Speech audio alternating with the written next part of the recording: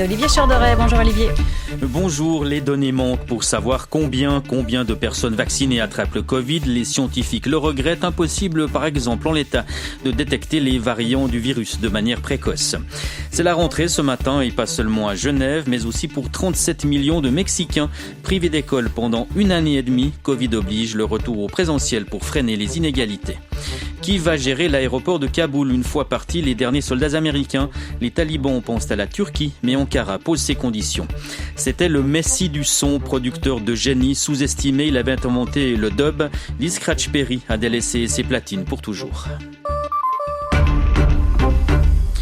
Alors que les cantons ont jusqu'à aujourd'hui pour dire ce qu'ils pensent des dernières mesures proposées par le Conseil fédéral, tandis que revient sur la table l'idée d'une quarantaine après les voyages à l'étranger, cette question, combien de personnes vaccinées attrapent tout de même le Covid ici en Suisse? Impossible de le savoir avec certitude par manque de données cantonales, ce que déplorent les scientifiques, même si à Berne, Marc Minichini, l'Office fédéral de la santé publique se veut rassurant.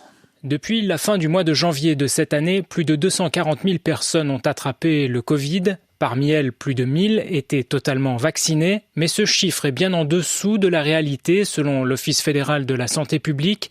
Première explication avec Virginie Masseret, chef du contrôle de l'infection à l'OFSP. L'obligation de déclarer les informations concernant les personnes infectées malgré la vaccination incombe aux médecins. Or, on sait que beaucoup de personnes infectées ne sont pas vues par des médecins actuellement. Deuxième explication, les cantons ne sont pas obligés mais fortement encouragés à relever le statut vaccinal des cas positifs, mais ils ne le font pas de manière systématique pour diverses raisons, lourdeur administrative, sensibilité de la question, fiabilité des réponses. Ceci dit, certains cantons ont développé des outils pour surveiller l'évolution du nombre de vaccinés qui s'infectent. Néanmoins, les milieux scientifiques regrettent l'absence d'un recensement national de ces données. Samia Hurst est vice-présidente de la Task Force scientifique. En Suisse, on sait de manière systématique si les personnes hospitalisées sont vaccinées ou pas, et sur cette base, on sait que la vaccination est vraiment très efficace contre les cas graves. Ce qu'on rate en n'ayant pas l'information systématique pour tous les cas testés positifs, c'est une des façons d'avoir une détection précoce des variants. Et puis, on n'a pas non plus des informations plus précises sur l'effet de différents vaccins de manière comparative. De son côté, l'OFSP estime qu'il est tout à fait suffisant d'avoir, entre autres, le statut vaccinal des personnes hospitalisées pour contrôler l'efficacité de la vaccination. Et on verra aussi ce qu'en pense Blaise Jonton juste après votre journal, Olivier. Il est le responsable médical de la campagne de vaccination du canton de Vaud et médecin-chef à Unisanté. La pandémie et les entreprises, dont seuls 10% ont pour leur remboursé leur crédit. Les autres n'ont pas forcément la possibilité de le faire, mais elles n'ont bientôt pas le choix. Plus le choix, le 31 mars prochain, toutes les PME auront dû verser la première tranche d'amortissement jusqu'au remboursement total en 2027. Une décision des banques, Sandrine Horstrasser, qui inquiète l'Union suisse et des arts à métiers. Elle a envoyé vendredi une lettre à l'Association suisse des banquiers après avoir été interpellée par ses membres. Fabio Regazzi, président de l'USAM. Beaucoup de petites et moyennes entreprises ont reçu une lettre de certaines banques, surtout aussi des banques cantonales, lesquelles ils demandaient le remboursement de la première échéance. Et nous, on pense que c'est pas le bon moment pour le faire. Il faudrait avoir un peu de respect envers surtout les petites et moyennes entreprises qui ne sont pas encore sorties des difficultés liées à la crise Covid. L'USAM demande donc davantage de souplesse, d'autant que les crédits doivent être remboursés en 8 ans, ce qui laisse une marge. Les banques ont une garantie de la Confédération. Elles n'ont vraiment aucun risque de perdre cet argent.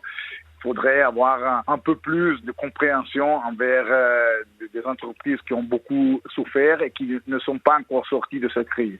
Mais voilà, le premier versement a déjà été repoussé une fois et l'association des banquiers rappelait cet été qu'il faut fixer une date butoir pour préserver les intérêts de la Confédération puisque celle-ci cautionne justement les crédits Covid. En Afghanistan maintenant, des roquettes ont volé ce matin au-dessus de Kaboul à 24 heures du départ prévu des soldats américains. À New York, le Conseil de sécurité des Nations Unies va étudier ce soir la proposition de Londres et Paris qui veulent créer une zone protégée pour mener des opérations humanitaires. Washington, pour sa part, réunit aujourd'hui en visioconférence ses alliés occidentaux ainsi que le Qatar, le Japon et la Turquie. Ankara, à qui les talibans proposent de gérer l'aéroport à Nandlawar, mais un gouvernement turc qui pose ses conditions. D'un côté, la Turquie veut maintenir une présence forte en Afghanistan et y jouer un rôle de premier plan diplomatiquement et économiquement. Elle aurait d'ailleurs maintenu ses soldats à l'aéroport de Kaboul au-delà du 31 août si les talibans n'avaient pas exigé leur départ.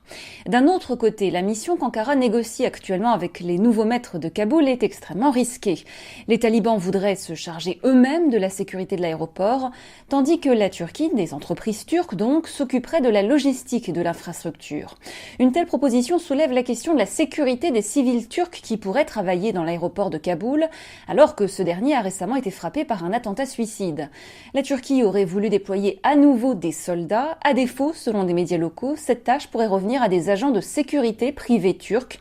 Le président Recep Tayyip Erdogan devrait annoncer sa décision après la fin du retrait américain. Anne Andlouer pour RTS Info, Istanbul. La Nouvelle-Orléans plongée dans le noir ce matin, quelques heures après l'arrivée d'Ida en Louisiane. Près d'1 million de foyers se retrouvent privés d'électricité à travers tout l'État américain. L'ouragan passé de catégorie 4 à 3 et maintenant 2, mais toujours potentiellement mortel, a déclaré hier le président Biden. Ida passé sur la Louisiane 16 ans jour pour jour après les ravages de Katrina. Un peu plus au sud, au Mexique, c'est un grand jour pour les écoles du pays. Fermées depuis 1 an et demi, pandémie oblige, elles rouvrent leurs portes aujourd'hui pour le bonheur de 37 millions d'élèves. Le retour des cours en présentiel dans un pays pourtant frappé par une nouvelle vague de Covid. Le reportage d'Emmanuel Stills. Fatima Abundes montre le seul lien qui, durant 1 an et demi, a uni ses 2 filles à leur école. L'écran cassé de son téléphone portable. Vendeuse de vêtements sur le grand marché de la Merced à Mexico, Fatima s'est vue forcée d'emmener ses filles au travail. Âgées de 10 et 11 ans, elles donnaient un coup de main à leur mère tout en suivant les cours à distance. C'était le chaos, vraiment. C'était épuisant. Je devais mettre du crédit sur mon portable pour qu'elles suivent les cours par Zoom. Elles partageaient toutes les deux mon téléphone. Mais parfois, en plein milieu de leur cours, je recevais un appel pour des ventes et je devais les interrompre. Fatima et ses filles se réjouissent de voir cette période étrange prendre fin. La plus jeune a même rêvé de retourner à l'école.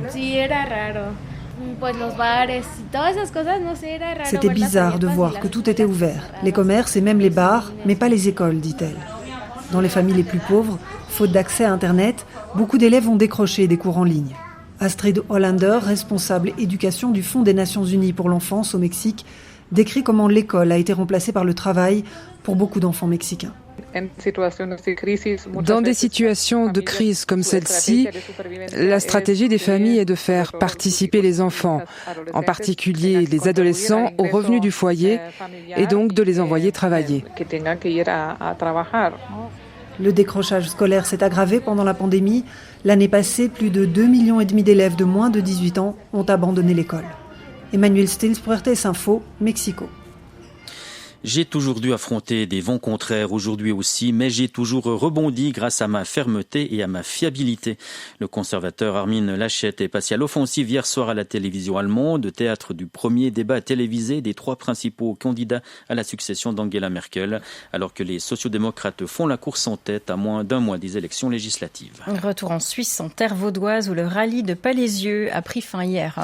Repoussé d'1 année à cause du Covid, cette grande manifestation des jeunesses campagnardes rassemble d'habitude 20 à 30 000 personnes. Vu les sommes engagées, il n'était pas question de l'annuler, combien même il a fallu ramer pour trouver les bénévoles nécessaires, rappelle Alain Chameau, il préside le comité d'organisation.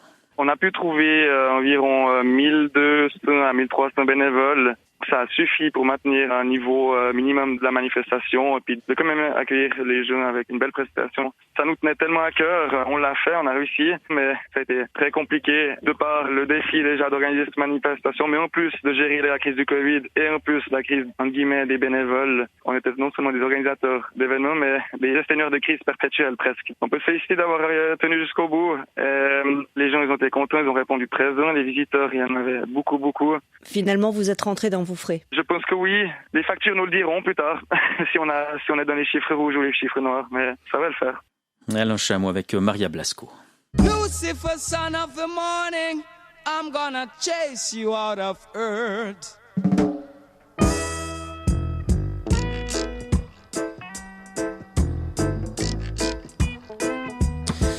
Une voix, celle d'un producteur de génie, d'un magicien du son, inventeur de la musique dub, qui a travaillé avec tous les plus grandes stars du reggae. Lee Scratch Perry est mort en Jamaïque, il avait 85 ans. Et lui qui vivait une partie de l'année en Suisse. Oui, il avait installé un studio à Einsiedeln, dans le canton de Schwyz, et c'est là dont son chalet qu'Arnaud Robert l'avait rencontré.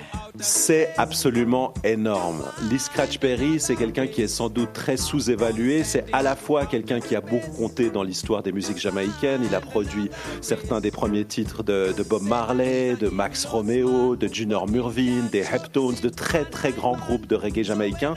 Mais c'est très au-delà de ça, Lee Scratch Perry. C'est un des énormes musiciens du XXe siècle.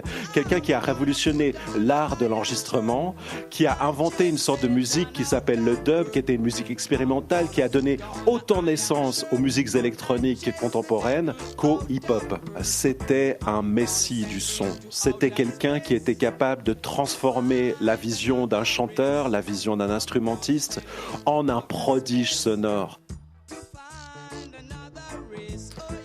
Et lui, c'est dans l'olympisme qu'il s'est fait un nom. Jacques Rogge est décédé hier à l'âge de 79 ans. Le Belge a présidé le Comité international olympique de 2001 à 2013, l'artisan des premières réformes du CIO et créateur par ailleurs des Jeux olympiques de la jeunesse. Du sport toujours avec des matchs nuls hier en Super League.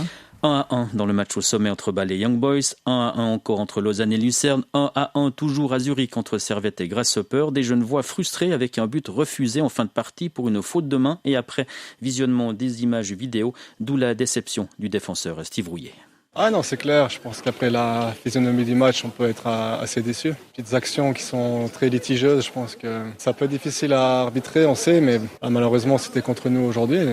Alors, je pense qu'on méritait un peu plus à Zurich cet après-midi avec une bonne équipe de Servette qui a eu des belles occasions et je pense que c'est positif pour la suite. Voilà, un match nul à l'extérieur, c'est quand même pas si mal, même si aujourd'hui on aurait voulu plus. Steve Rouillet avec Patrick Deletro. Et puis des nouvelles de Messi, celui qui n'avait porté jusque-là en club que le seul maillot de Barcelone. Eh bien, il a fait ses débuts hier soir sous celui du PSG, entré en cours de match, remporté 2-0 par les Parisiens à Reims. 2 buts de Kylian Mbappé que certains voient prochainement ou pas au Real Madrid.